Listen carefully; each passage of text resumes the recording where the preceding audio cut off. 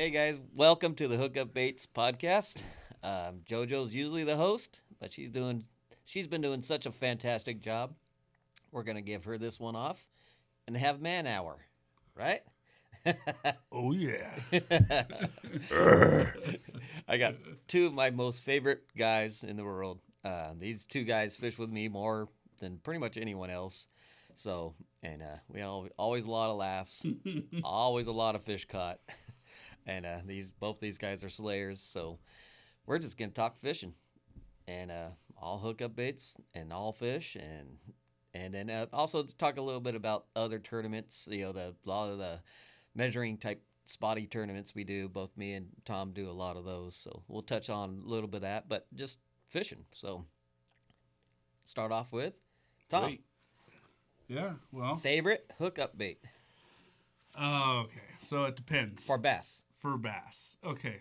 Kind of depends where I'm at too. But if I had one bait, like you had this little round table before when you're on the boat, and you're like, if you had just one bait, what would it be?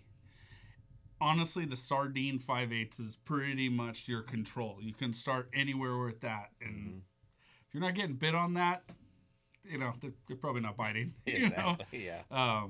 But yeah, sardine 5/8 for bass, and they say calico right around that 60-foot zone and less. Any more than that, I would be double rigging it for more, or going to a 1 ounce. If I'm in like 80 feet, I might start thinking about throwing a 1 ounce. But Al, it's real close. It depends on the water temp, the clarity for some reason, but it's either going to be a mint or a sardine in a 1 ounce bullet, and that's because I'm a bullet. Because you got a hard pull, dude. Because I can burn that bait. I can do so many things with that bait. Still catch bass. It's gonna catch bass. It's gonna catch everything. Yeah. If it's clear out and I'm going for everything, like when you said bass, I went with sardine. But if I'm in La Jolla and I'm out on the point and it's clear and the water's clear and there's all the summertime species around, mint, bullet, 1 ounce. I can troll it, I can cast it, I can rip it, I can get spit on the sink. Mm-hmm. So 1 ounce mint bullet, that's my that's a good one too. That's my jam when when I'm trying to. And so I think all three is mine too. Mine is I do a water temperature is what I've noticed. If it's wintertime, water's cool, sardine is gonna work. And then when the middle of summer, water gets warm, seems like the mint tends to work a little bit. But really can't go wrong with a mint or a sardine anytime. It's all around, always works, always catches everything out there. But recently, in the last year or two, the purple has become one of my favorites. That's why I asked what Barney's come on the scene. Purple was always like a sleeper, but now it's like, wow, that's one of my favorites actually now. Yeah. So purple got me my PB yellow at Marina Del Rey this year, and the other thing I learned at Fred Hall from a family that comes in and tries to buy out all the purple and all the brown, and they fish Long Beach all the time, and they're like, dude, those are the jam. Purple and brown gets it done. Big bass, big yellowtail, big halibut. I was like, really? And I was just, they were all just like, give me them all, so. Wow. And then, people talk, in Fred Hall, I try to use that when I'm in there, I'm not just selling baits. I'm asking people questions like, hey, so where have you been fishing? That's the first thing I ask everybody because I want to know what works for them, whether they're using hubs or not. Then I can try to tell them, like, well, you might want to try to implement this. But I learned so much from that family in particular that time. And I saw them at the ramp, South Shores, 25-pound halibut. They're like, yeah, the purple. So my favorite double rig is brown and purple. If a fish coughs up anything that looks like a squid or an octopus, anything at all, it's brown and purple. Boom. And that's what I was doing was brown and purple in about 80 feet of water in an undisclosed location at Marina Del Rey. We got a tournament coming up. And I was sure it was 80 feet? It's probably more like 60. Yeah, it was 80 feet out from me, and then we were like 30 feet of water depth-wise. It was an 80-foot long cast. That's it. And Cash and I were going, every time we go to Marina Del Rey, we always shoot for the trifecta. You know, when we did our trips, it was always like, let's go get some sand bass and calico, and then we'd come back in the harbor and go for spotties. So we were getting ready to switch from sand bass fishing, and we're going to go for some calico. All right, yeah, one last cast, and I just cast it out, and boom, you know, everybody knows the yellow. When the yellow is the bycatch and just runs away with it, you're like, yes. So that, and I still have that bait. It got split. I'm like, I'm not fixing this one. I can fix any bait with mermaids or with mend it, but I'm like, nah, this one's getting hung up. That was too cool. I had my mohawk up that day and everything. I was all freaking punk rock ready to roll and brought it in. I was pretty stoked. That's awesome. Yeah, in the middle of winter, I think it was just a few weeks after that or so, or maybe a month or so, but me and Frank down south, we both caught, 28 and that 30-pound yellow, and both those are on the purple bullet. Yeah. Both of them. Really? Yeah, we're both double rigging. And we both just happened to have a purple bullet on, and that's what both those yellows ate, was the purple bullet. So Wow. If you guys caught the mermaid milk episode, reports of the green crawfish scent inside the purple. I love how that looks. The combination. It takes the purple and puts this crazy like iridescent. It reminds me of that oil slick, look that you get from the green that's in it, and then the clear kind of like bypassing a little bit. You got like 3 colors going, and then the fleck in the purple that's on the back. Oh, yeah. That's purple.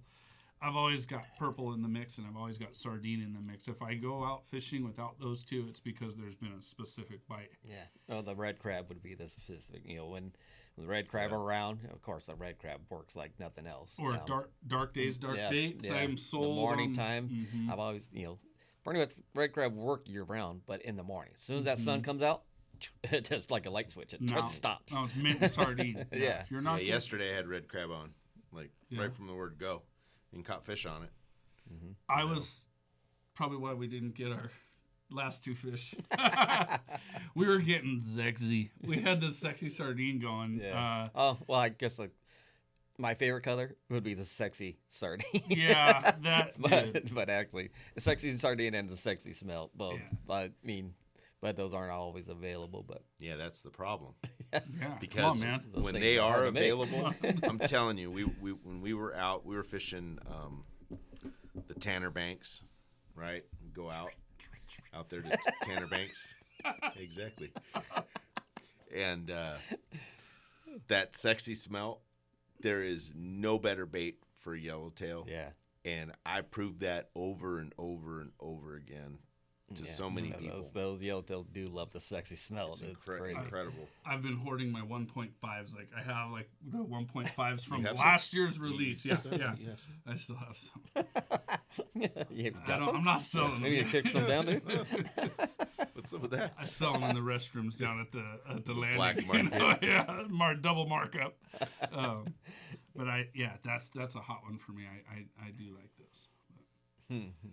So these guys won a tournament yesterday. They got second place. Well, yeah, we almost won. Well, you're in the podium. You make the podium. Yeah. You need a little congratulations. Yeah, so yeah man. Thanks. Guys. Thanks, man. Yeah. Yeah, that's. Well, you won that one last. 6th, we got it. Your Long Beach tournament was insane. You guys just absolutely pre-fished 4 weeks in a row, and then it paid off. It paid your gas bill for all your pre-fishing. I paid cash out of that. I gave cash, being my son, not I paid cash money, but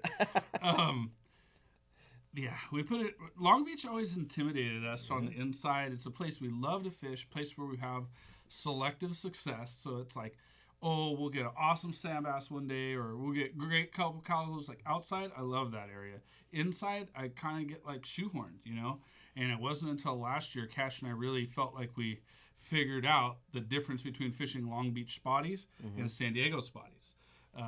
San Diego spotties are from 70 feet deep, in the middle of the channel, to 0, And in Long Beach, it seems like there's a hierarchy, like the sand bass and the calico are the bullies, and you're going to find them in more, throughout the column, but more so pushing up the spotties into 20 foot or less. So we did one trip just to go out and, realize that we sucked. And then, okay, now we came back and said, all right, we got these things we need to work on. And realistically, every trip to Long Beach is like a sand bass trip. They're there. You're going to hit them. You're going to catch them. That bay is just loaded with sand bass. So we kind of just spent one day and said, let's hit all the areas that we never go to. Like all the stuff that looks good on the relief shading that we've never hit, So we're zigging and zagging through all these areas and nothing's happening. And, Cash is like, hey, that's like Matter Rex over there. This spot must be good, And then, I text back Cobb stuff later. I was like, I think we saw you on the water. He's like, oh, it was Rex. Like, you got the same idea. He's like, yeah, you canceled out a bunch of water, didn't catch anything. We're like, yeah, same with us. Nobody caught anything. We didn't catch anything. Don't tell anybody that we didn't either. So I was like, we canceled a huge area, like the oil islands, The oil islands are like sacred ground in Long Beach because they've got donkeys on them. But it's like a certain bite, a certain time. Are you going to spend your whole day circling the oil island, So we're like, we didn't even go by the oil islands this time. We used the time to narrow out where we wanted to fish for sand bass. And then the other two trips that we took, one was specifically for spotties, and we just were pegging them. And we're like, it was like a whole new, like, refreshed area to us now because, like, oh, now we know how to catch spotties out here a little better. So we felt really confident on catching spotties. So we didn't worry about that. We were trying to get 3 of a kind because we were stupid enough to think that the 5 extra points was like for the end of the year AOY, and it was not. It was just to qualify the championships. But it was cool. Hey, it spurred us on. It motivated us. Yeah. So it's impressive too. Anyways, yeah, we wanted to win a tournament with all 3 species. Yeah. Also, I mean, that's just the extra credit points. Yeah. Kind of so we wanted to get we're even that much more awesome. Yeah. We wanted a trifecta bad, and then our biggest problem on the whole thing was calico. More of a time of year thing. I mean, you can usually go just bang some calicos off the wall and get a couple, just scratch 1 or 2 in, but the wall wasn't working for calicos. It was, at least when we went, it was a sand bass bite on the wall, and just a little bit here, a little bit there, and it wasn't concentrated enough for us to feel comfortable to spend time there. So we were like, we gotta find some calico around here, So I'm reaching out to people, on Instagram that I know and trust that are good fishermen. I ask, obviously, always bouncing stuff off these guys. It's a huge resource. But, I reached out to a couple people and was like, dude, Calico's, Long Beach, what's up? They're like, you might want to try this, you might want to try that. So with just an open mind, Cash and I just mobbed through a bunch of areas. And we got another tournament coming up. So we went to, no, I'm not going to say where we went, but I'm going back there when they do the calico only. But we found a spot that produced some calico, and we took note of what the tide was doing and, the depth of the water with the tide, and said, hey, when this is covered, it's good, And there was no current, and so we didn't have to really worry about it. We got it pretty good when there was no current, but there's a specific area got hit, so... And what you catch? We looked at so we did all our research, and Judge is going to crack up on this when she hears of it, and my old boss is going to crack up on this too. So it's innovate, orchestrate, and then quantify. That's a business plan that you're supposed to do, right? So you innovate a hookup bait, you make it, you orchestrate by putting it together and putting it into action, and then you quantify what your results were. And that cycle never ends. So you think of something, you put it into action, and then you see how well it worked, and then you just recycle that and keep refining it. So we did that. We saw what worked in all 3 genres, and we're like, we're going to do this. We're going to get all 3, dude. We're going to get all 3. We had success in certain areas. And then the day it happened, just so happened, the first spot that the conditions that we had luck in was timed out perfect. So we roll up to our first spot, like the condition. I cast out first cast, hookup bait, poof, sand bass. Little guy, but we're like, it's biting. And that was a big problem. The Long Beach was very mild bite up there when we were pre-fishing. So, boom, got one. Second cast wrecked. Like the first 5 feet when it's dropping, I got a 5.5 pound. Oh, was it 5.5? Yeah, it was like 5.5. I think it was 5.5. I think it was 5.5 pound calico. We didn't even weigh it. I was like, Cash saw how bent I was. He's like, get it in. I'm like, I'm reeling, I'm reeling it in. He's like, no net. I'm in the front. No net. I'm in the front of the boat, and I'm bringing it up, and I flip it, and it hits that thing, huh? it hits the rail. It falls back in the water. Oh my God! And we're like, and Cash is scrambling for the net. Yeah, now get the net. Yeah, and I get it up on deck, and we didn't weigh it, didn't look at it, just like, it's a keeper. Boom! Threw it in there, just put a tab on it so you could grab it later, you know. But like, it's a good one. Yeah, it's a good one. So we knew we had a good one, and we're like, all right. We hit the rest of the zone that we thought was hot and got a couple, but you know, so we had a couple fish. I think we had 2 to 3 keepers, and we're like, all right. On to spotties, because that same condition was right around the corner from where we were, and we're like, let's hit the spotties. We go through, we see our buddies Danny and his dad fishing in a certain zone, and we just come right by them. Like, it probably looked like we were coming to their spot, and we're like, whoop, do a U-turn and pull right into this area. Cash casts out with his new, he had a new reel. He had a Stratic or something. He was just trying to break it in, and he's just like, poof. And he did this cast. I remember, I saw the cast. And into skinny water, because again, the skinny is where we get bit. And I already said it, but brown just gets killed up there. So black gold was our jam. And the black gold, smaller baits, just in the skinny stuff. He casts like this bomb cast, like super far, paralleling the shore. And I'm just like, I'm thinking like, dude, if he gets one on that, he's got a long road to bring it in. And finesse, like 6 or 8 pound, you know, and that stuff's nasty too, you know. So. And Cash is quite the finesse fisherman these days with the light line. And, you know, he got the parabolic bend rod from Chad idea, and it just absorbs so much that you can get away with the lighter line. And so he casts it, he's on. And he's like, oh, I got one. And he's just charged. You know, I can tell when he's got a good one, like, everybody gets that little stance. They kind of like get down a little bit. I don't know what it is. And he's fighting and he's bringing it up, and I have the net, and boom, he gets it, and bam. Now it's 8:30 in the morning. We have all 5 fish and a trifecta. We're like, ain't it funny how when we play or when we fish, we catch hundreds of bass and never net a single one of them, and they never fall off. Never. But during the tournament, they fall off. Oh, Ain't that weird? all the And time. we net everything. How many times did I ask for a net yesterday? Net. yeah. And then That's funny. So from there we went and spent like an hour, because we were like, dude, this isn't even our best spotty spot. We caught way bigger spotties than this. So we go back to the back harbor, and it is like, if it was a fun day, I would have just stayed there catching spotties all day, because it was just awesome. The bite was on fire. So you could see them. The water's clear for Long Beach. They're like fighting over it, you know. And if it fell out of one's mouth, another one bit it. But they were all dinks, and we're like, okay, this is fun, but that's not what we're here to have fun today. We want to get bigger. So You get paid. yeah. And we've never won a tournament to this point ever. So we were like real serious. We won so the Newport one, but that wasn't part of the right, series. holiday one. Yeah, Oh, we but never. you want the check. We never had a check. Yeah, you need the check. The big fake check. So we were like, all right, and so we just took it from there and went back out. We figured we'd upgrade a sand bass before we upgraded anything else, and we went back over through the stuff that we had success and upgraded the sand bass too. And we came in, we weighed the sand bass. We're like, the sand bass is 3.5 pounds. Oh, dude, the calico's got to be freaking bigger than that. Then. So then we weighed it. We're like, dude, it's 5 pounds. Now we're tripping. We're like, oh my gosh, it's 5 pounds. Yeah. 5 pounds. I think we have like 14 pounds. We have a check.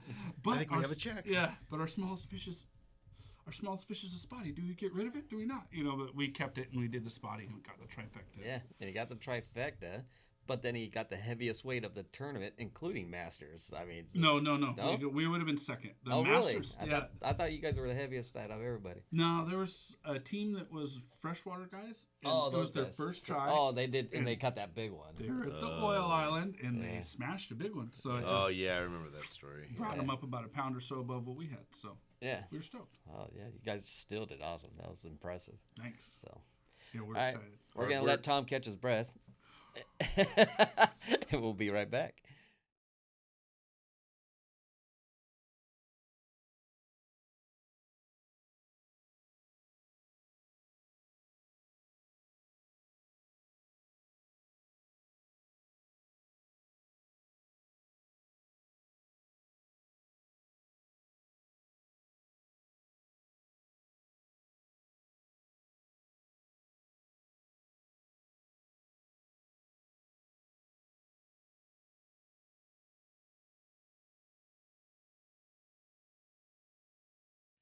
All right, so we're back.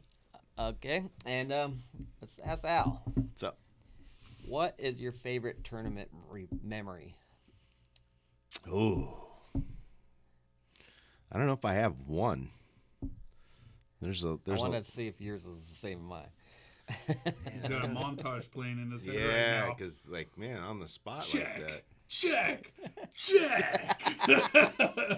We've had some. There's so many epic things that have happened in tournaments where we didn't think we were going to do that well, and we go out and we call it conveyor belt fishing. Yeah, Mm-hmm.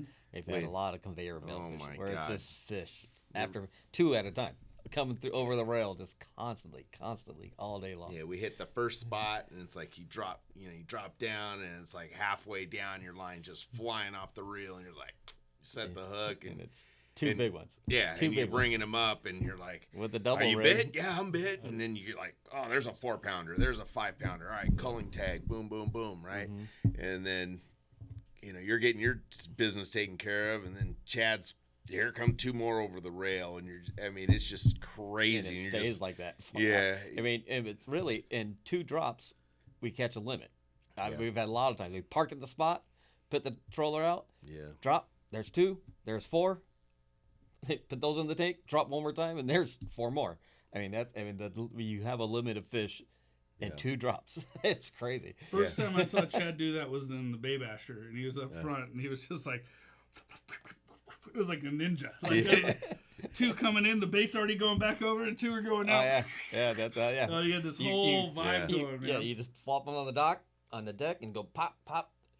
Put that out, and as it's sinking, you grab your bass and throw them over. By the time you pick up your rod, it's spit again. Put it in gear, and you're reeling 2 more in. We were actually, that was one of those photo tournaments. Mhm. So he Oh, yeah. was just like, he was like, really, you get that one? You got like points for every fish, and Yeah. I'm like, oh gosh, Yeah. I'm never gonna get this guy. Yeah, I remember that tournament. They said, yeah, you measure every fish. I'm like, really? So Really? there's a tournament for how many you catch? Oh, I can do that one. Yeah. So yeah. That's crazy. Was any particular Yeah. certain tournament? Like, where was that? Well, that's happened several It times. happens a lot. Yeah, But the one I remember was Long Beach. And we went to the pipe, and the pipe was just biting like Yeah. crazy. And they're all 3 to 5 pound fish. It was crazy. Yeah, we put together some pretty good bags. Yeah. I wish I had that problem. Yeah. Well, it was the Calico only last year, San Diego. We went out there and we parked, and I dropped down and I was reeling 2 up immediately, and I didn't even know Al was hooked up, and I'm sitting there getting my fish unhooked, and all of a sudden I hear net, net, net, net. And I'm like, whoa, well, I didn't even know you have a fish, I was busy. So yeah, so I go and I'm trying to get the net out of the holder, and by the time I turn around, there's a 5.5 pound calico laying on the deck, and I'm like, yeah, that's how you start the tournament. Yeah. So yeah, we had 3 fish the first drop, and one of them was a 5.5 pounder. So Yeah. that was a good one too. But What was your favorite? my favorite was the championship up north. I think it was the second or third championship we won, and we did. That was our worst year. I think we got 7th in the series, so we wasn't doing too good. Maybe no, it was the year before that. But we weren't doing as good as we did the first couple of years, and so we did We'll make it up with the championship. We had a pretty good first day, but there's a couple of guys close. Then it was spotty only the next day. It's sometimes up there spotty only could be hard. It's Huntington Harbor, Alamitos, and I think L.A. Harbors. I think they were all open for spotty only. Yeah. And we fished Alamitos, and it was tough fishing most of the day, and we had a couple squeakers. I think we had 3 fish in the well, or maybe 4. Yeah, we had 4, but one was a squeaker. Maybe we'll make it. Not sure if we'll make it to legal size. And then Al nailed this big spotty, 3 pounds. Those are 3 pounders. Yeah. We were there. 3 pounder, and we're like, we let load, and there's a guy sitting on his yacht right there watching us catch this fish, and we just like, yeah, we knew we won the championship right there, and we're going nuts, and he was like, wow, you guys are excited about the fish, and we're like, we just won the championship, and he's like, all right, congrats. Yeah, we knew we won when he caught that fish. You want some champagne? Yeah. That was a big But, fish. yeah. And So- tournament day. That's, Yeah. So then we're sitting there like, yeah, we're good. And then we started bringing out the fish. Then we pulled out that little one again, measured him. We're like, God, he's one of those ones that are just so close to legal. I was like, It's crazy how I was close like, it is. yeah, and I It's was like, like, is it or not? Is it? so or like, not? I mean, this could be a breaker. If they'd throw it out, that could totally screw us. Yeah. Or if they kept it, we would have been fine. I'm like, it would just make me feel so much better if we had another legal spotty, like a solid legal. And this is later in the day, like at 1 o'clock or so, and that bay's just been hammered all day long. And like, I don't You're know not what. expecting Yeah, any legal every to come out of piling, anywhere. every dock's Yeah. been hammered. Right. Like it's gonna be tough. So we're just fishing around, and we came up on this dock, and it was a super wide dock, and it had one of those little triangle holes. Right. And I was like, if I can get a jig back in that's somewhere maybe nobody hit today. And I just fired, and it skipped right into that area, just perfect on the drop. Boom, rod down low, keeping it out, brought it out of there. Little bit of, and I think it was a 14 and a half. And it was just like, then Yeah, we're like, we were we got to celebrate again. Yeah, now we won for sure. It was awesome. And then we went and parked in the middle. Yeah, we parked in the middle of the just channel just just to to sit there, relax, it's right? like- And we're casting and laughing, and another legal. You We're can like, yeah. and everybody's looking at us like, really? Yeah. What are these guys so happy about? Yeah. Yeah, that was one of my favorite memories. That was an awesome day. Yeah, that was cool. I'm pretty sure I was there just volunteering, taking out the trash. That was our first year. Yeah, that was your first year, I And think. so yeah. we were like, I told Cashman, if we don't qualify for the championship, we got to at least just go help out, And it was cool. I'm glad we did, because that was like, bam, that was really cool. Yeah. To see that fish, that was a good fish. Yeah. I'm excited for you guys, man. You and your son, you guys have done a lot of hard work, put in the effort, the time, paying attention to all the details. I know you got to, Chad showing you some of the ropes and stuff, but it's been really cool to watch you and your son make this. I don't know if you want to call it like a surge or whatever, but you're very respected now as far as all the tournament anglers. Oh, yeah. And Very- you guys very much are. so. I know we're gonna have And just to in the get community bumped. all the way. Yeah, all you guys the way are. around. Thank You guys are super cool people, and I'm glad you guys are part of Hookup Baits. Oh, I for sure. appreciate that. Yeah, man. Yeah, it's been like just this fast. Everything I've done in my life has been like on the job training. My dad did the same type way, and my grandfather as well. Like you just pick things up, So when fishing with Chad, like it would be a waste if I didn't try to figure out like how I could improve, And then realistically, Cash does the heavy lifting. Like if you want to know what's going down when Cash and I are alone, I'm driving the boat, and I joke and say I'm the chauffeur, but that's my deal. I do my best to pretend I'm Chad and put the boat in the right spot, because I've learned a lot from him. I know I'm not there, but I've learned enough of it to we got our little method that we got together, and Cash is the fisherman and I'm the driver, and it's like he doesn't say anything. We roll up. He knows what's happening. I take it out of gear. He's grabbing his rod and he's going to the front, and he's like, "Which way, Dad?" And I'm just like, "It's on the right side," or it's on the left or whatever, So it's like I like to pretend I'm like the captain calling out, like, "Okay, structure's coming up on the right. We're drifting towards it right now. It's at 80 feet. A short lob, and he just eats it up, dude. He nails it, Oh, And, he soaked up just as much as you have. You or soaked up more. all the boat stuff, and then when I first started fishing with Cash, he would fish for 15 minutes, sit down and eat a donut, and fish for 15 minutes, sit down, just take a break, watch the birds, fish for another half hour. I mean, it just He took a nap on the took first a nap, on the first took prom naps. trip we I did. mean, he was just your average kid that just couldn't fish more than a half hour to an hour at a time, in segments, and then just watch him develop from that, and now he's like me. When both of you guys know, when I fish, especially tournament fish, you don't eat, you don't drink. I mean, yesterday Al had to hand me a bottle of water, took off the lid, here, drink this, please. Yeah, I rolled my By the eyes. end of he almost made it through the tournament. He's like, "Oh, I'm what's the matter? cramping." My arm doesn't work anymore." I'm like, "Well, that doesn't catch fish." Yeah. So and then now Cash is like that. He won't eat. He won't drink, and he fishes hard. I mean, he's just right there with us. Dude, when we went start to finish, he's fishing. when we went to Pyramid the last time, it was tough. It was a slow bite, and I don't know if it was necessarily the last day, but we had this one marathon day where nobody kayaked or float tubed or anything. We just shore pounded like probably like 50% of the shoreline at freaking Pyramid Lake, Yeah. you know. We did And a we lot went of out hiking. and we wade, hike, and just fish. And Cash actually skunked that day, and I barely got one at the end of the day or something. But when everybody was done, the sun was down, it was dark, everybody was like huddling around this campfire that some of the locals had left.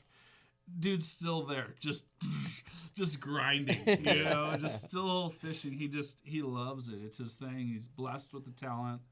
I mean, he's the one that drew me to it. You know, I always fished as a kid, and I kind of set back, you know, when I had kids, and was like, well, just kind of like push them towards whatever they want to do, and I would just go along with it. It was bikes, sports, whatever. And it really reinvented it for me. I was like, cool. There's like the stoke to see how well he's doing. There's a stoke of doing it, you know, and then the family group vibe with everybody. Yeah. And we got a good bond, you know. All the people. I mean, as much as I want to beat Frank and Dale and, you know, Ron or those guys when we do other tournaments, I mean, I want to check in on them and, you know, that they're good and, you know, they're prepared and all that, you know. We got a good deal, you know. And dude, Danny is just, I love checking in with him. He's 18 years old, and like I call him and I'm just like, what's up? I'm like 46, you know. So it's like they're just some of these kids. And Tanner, Tanner's I a love that machine. kid. That was my joke with Cash and I, was like, the first time I think we all got to like fish together was a tournament where we went on your boat, and Tanner had a migraine, and he's like fishing with a migraine, and he's like, has to take a quick break, and then he's still just like just grinding, and he smoked like he got like a big old legal.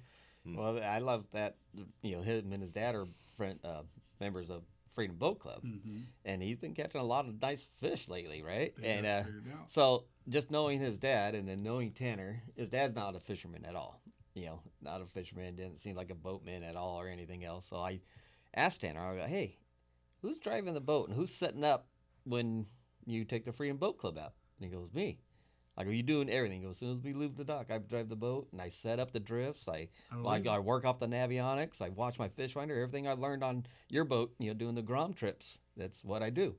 And I'm like, that is awesome. Yeah, how he's the same age as Kez, like 14. He's got to be 14, 15. Yeah, 14 years old, just handling the boat, setting up the drifts, reading the navionics, reading the fish finder, you know, reading the water the conditions. So, I mean, that's awesome. And on his kayak, he's an animal, dude. Yeah. Like, if you're in the bay, and, you know, he doesn't have a big speed either, dude. He's just like, you see his little kayak going some water, everywhere. Yeah, you'd think he'd have one of like a motor in there, you know. That kid's gonna be amazing when he gets, you know, a few more years behind him. I'm like, Cash, tournament partner, you know. Yeah. When I give him the keys to the Basher, when I get a nice Cash boat together. Oh goodness. I'm thinking I'll hit up Scott Higley. Yeah, there you go. Hey, now that Danny's away, you and I could roll, and Cash will be rolling with his buddy. You know. There you go. That would be awesome. I mean, it's fun watching all these kids that we got in to fishing, and you know, they start off this big. Now they're all taller than me, and which is not saying much, but I wouldn't go there. But, yeah, you know.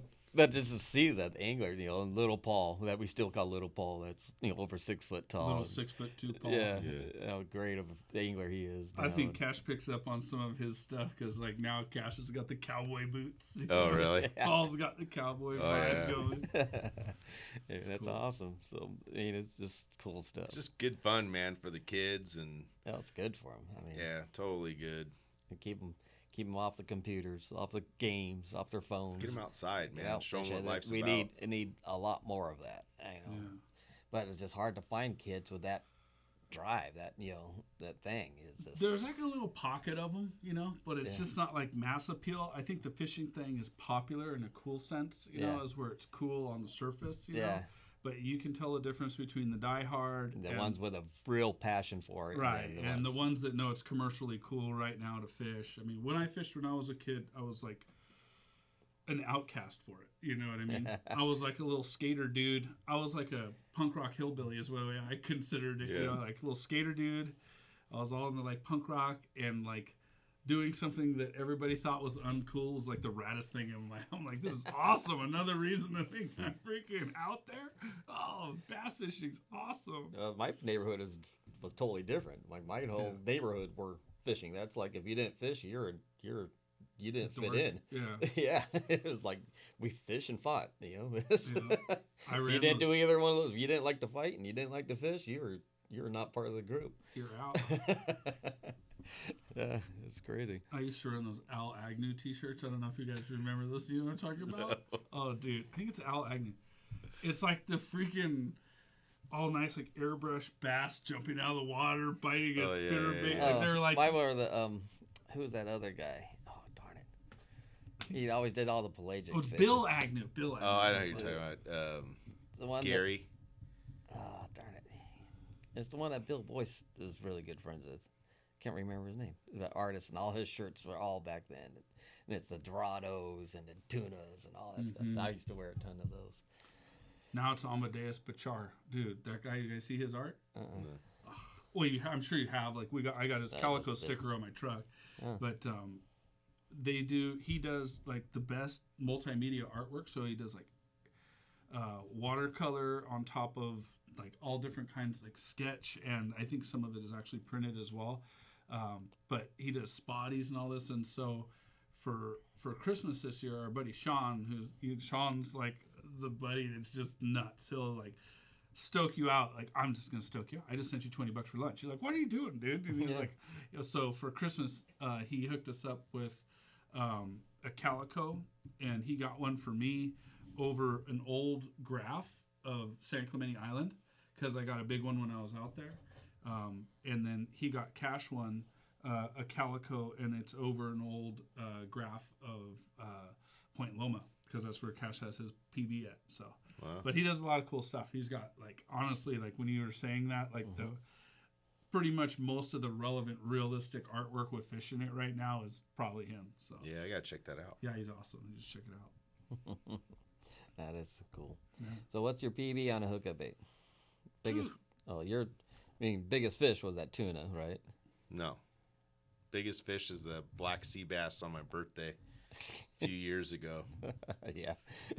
Yeah. That thing I think it was probably all mine's was black sea bass. Yeah, I that got thing that. was massive. Yeah. Yeah, And we videoed that. Yeah, that was at Coronado's. Yeah, it Yeah. was like a 2 something. And then I caught that big one at Catalina, which was easily way high in the 2s, maybe 3. It's huge. Yeah. So, yeah, black sea bass. But other game fish that you can actually keep would be a tuna. Yeah, big bluefin. Yeah. I was trying to I've keep got the up with blue- you guys right here. I'm like, I don't have anything that big. Dude, I big don't have bluefin anything on a that hookup big. bait Yeah. on the hub. Yeah. And I proved it over and over. Yeah. And then mine would be a tarpon, 110-pound tarpon on a hookup bait. So then it would drop pretty far from that, I think. Then it goes down to the 35 and 40-pound yellows from there. I got a white sea bass. Oh, I got Yeah. two 60-pound white Yeah, sea see, bass. look at him. He's Yeah. already passing and skipping. Yeah, the 2 60-pound whites. You got a Yeah. 50-pound white. Yeah. I got a freaking. Come on, Tom.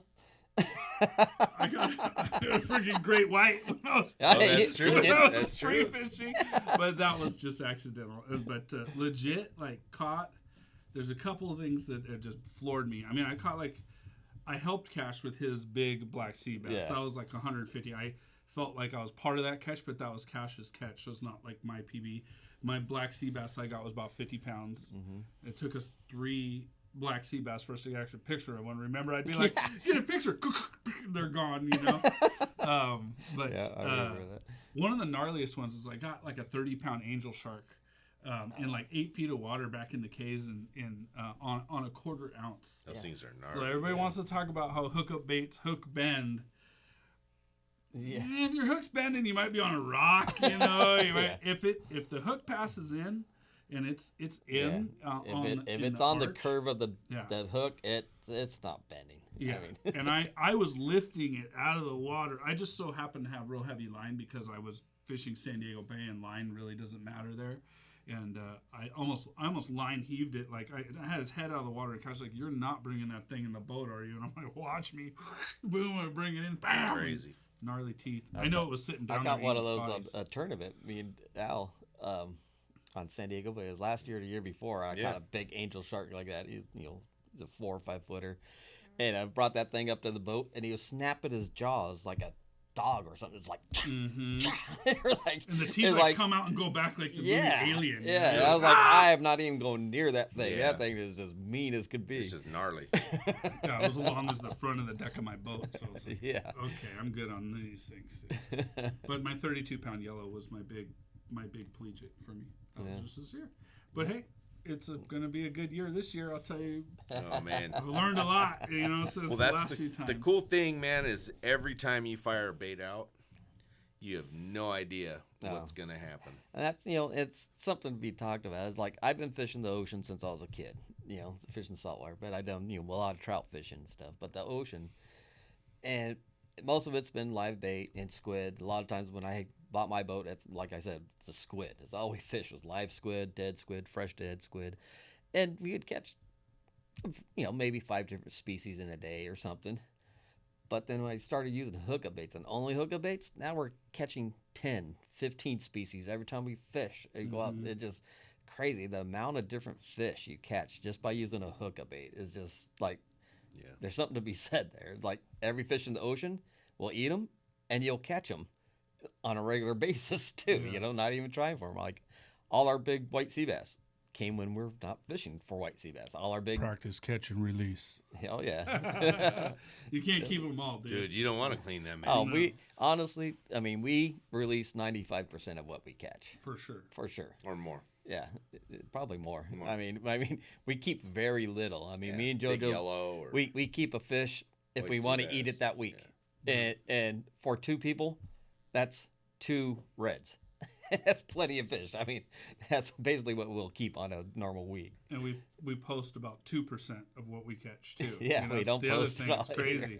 My phone's full of it, but I've kind of stopped putting it on my social media stuff, and unless it's like hookup bait stuff that we put up. Yeah. That's cool. But yeah. Al's like the sleeper, man. We Yeah, bring in Al. he don't post anything, he's like goes out. Well, I used to post everything. Yeah. Right. I used to it was like go, and it's like, sometimes I think it was right before a tournament or something, and I was like, you know what? I'm gonna slow down, kind of lay low. If we get something impressive, then I'll post it. Yeah. But our normal everyday thing is just that's just what we do, and it's I think it's like what Wayne Coda always says. Oh, look, it's Chad holding another bass. We've seen that picture 100 times already, It loses its luster after Right? a while. But see, I could go and post it. Yeah. They were like, oh shit, he went fishing again. New face. Yeah. The new face of calico fishing. All right, well, I think we got all our fish talk off our chest today. Let's go have a beer. Sounds good to me. Well, a margie. A whiskey. Yeah, whiskey. Yeah, I'm a margie man. He's a whiskey man. Yeah. Al's a margie man. Al's everything, man. Yeah, he likes beers too. So, all right, guys. Hope you learned something. And if you like beer, try Ballast Point Brewing. Matt.